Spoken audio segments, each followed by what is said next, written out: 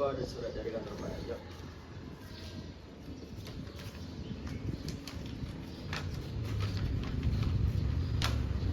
Oh, ini tentang perbedaan data biaya dan potong pajak. Maksudnya gimana ya? Aduh, kayaknya ada salah pajak nih. Kalau begini lebih baik konsultasi langsung saja ya.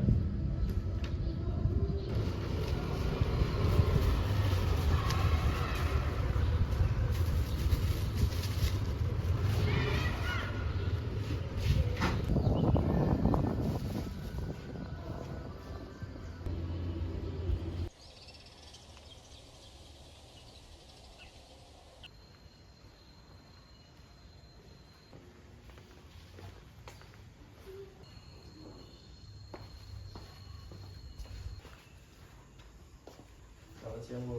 Selamat siang, Pak. Ada yang bisa saya bantu? Silakan duduk. Jadi gini, Bu, saya baru saja menerima surat dari kantor pajak, yaitu tentang perbedaan data biaya di laporan laba rugi dengan bukti potong pajak. Nah, itu tuh saya kurang paham, Bu. Bagaimana ya maksudnya? Coba saya lihat suratnya. Ini di laporan perusahaan ada biaya gaji dan jasa, tetapi bukti potong pajaknya belum sesuai. Karena itu kantor pajak minta klarifikasi. Berarti ada pajak yang belum dipotong ya? Kemungkinan ada. Kita cek dulu ya jenis transaksi supaya diketahui letak masalahnya. Betul. Nanti kita lihat bersama apakah sudah sesuai dengan ketentuan pajak yang letak permasalahannya. Nah, sebelumnya perusahaan Bapak melakukan transaksi apa saja? Di perusahaan saya ada gaji pegawai, honor narasumber, dan dari jasa desain PT Kreatif. Nah, itu jenis pajaknya jadi berbeda-beda.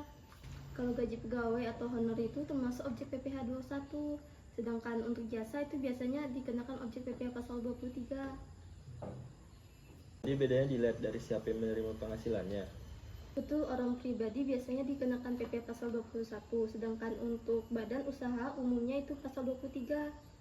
Betul, nanti kita lihat bersama apakah sesuai dengan ketentuan perpajakan yang berlaku. Kalau begitu untuk perhitungan bagaimana ya, Bu?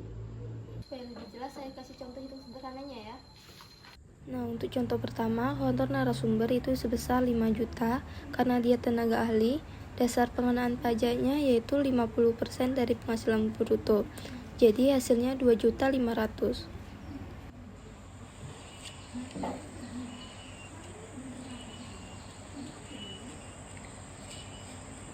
Lalu 2.500.000 itu dikenakan tarif 5%. 5% dikali 2.500.000 itu hasilnya 125.000. Oh, berarti narasumber menerimanya 4.875.000. Ya, benar. Contoh kedua, jasa desain dari PT Kreatif Media itu sebesar 10 juta. Karena termasuk PPh pasal 23 itu dikenakan tarif sebesar 2%. Jadi 2% ini dikali 10 juta hasilnya 200.000. Jadi perusahaan membayar vendor itu sebesar 9.800.000 dan 200-nya itu disetor sebagai pajak. Oh, berarti perusahaan memang harus memotong langsung vendornya ya? Nah, yang terpenting kita harus memastikan jenis transaksinya terlebih dahulu agar tidak salah menentukan letak pajaknya. Jadi kalau perusahaan tidak melakukan pemotongan pajak yang seharusnya dipotong, itu bagaimana ya, Bu? Jika perusahaan tidak memotong pajaknya, maka perusahaan dikenakan sanksi administrasi. Pajak yang belum dibayar akan dikenakan bunga atau denda sesuai dengan ketentuan perpajakan. Oh, jadi perusahaan itu harus lebih hati-hati dan lebih teliti lagi ya dalam pembayaran. Ya, karena kewajiban pemotongan pajak berada pada pihak yang melakukan pembayaran. Jadi penting untuk membedakan mana pembayaran untuk PPh 21, 23 atau objek pajak lainnya.